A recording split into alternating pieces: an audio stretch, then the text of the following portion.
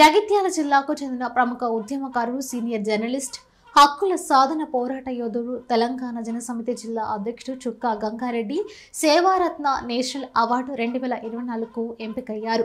ఈ ఉద్యమకారుడి సేవలను, ఉద్యమాలను, వాటి ఫలితాలను బహుజన సాహిత్య academy national committee of India గుర్తించి ఎంపిక పత్రాన్ని జారీ చేసింది.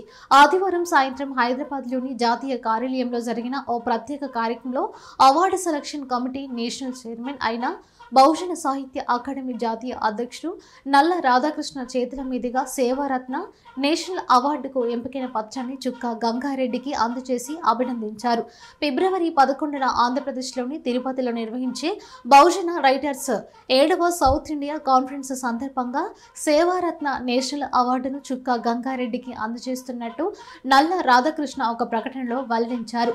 Award selection committee member Tallapalli సురేందర్తో పాటు తెలంగాణ రాష్ట్ర కమిటీ సూచనలతో చుక్కా గంగారెడ్డి ఉద్యమ సేవలను, వాటి ఫలితాలను పరిశీలించిన అనంతరం అవార్డుకు ఎంపిక చేయడం జరిగిందని ఆయన పేర్కొన్నారు. నెక్స్ట్ మిత్రులు చుక్కా గంగారెడ్డి గారు తన జీవితంలో జీవితకాలం అంతా కూడా అనేక ప్రజా ఉద్యమాల్లో ప్రయాణం సాగినటువంటి వ్యక్తి.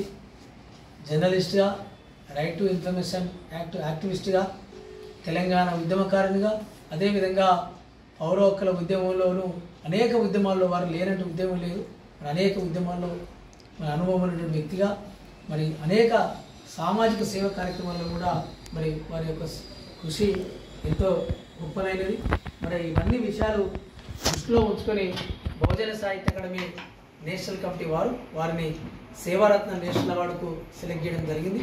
ఈ యొక్క సెలక్షన్ లెటర్ను హైదరాబాద్లోని బహుజన సాహిత్య అకాడమీ జాతీయ కార్యాలయాన్ని అందివ్వగా ఈ యొక్క అవార్డును ఫిబ్రవరి 11వ తారీఖున ఆంధ్రప్రదేశ్లోని తిరుపతిలో నిర్వహించే సౌత్ ఇండియా బహుజన రైటర్స్ నేషనల్ కాన్ఫరెన్స్లో వారికి అవార్డును ప్రదానం చేయనున్నాం.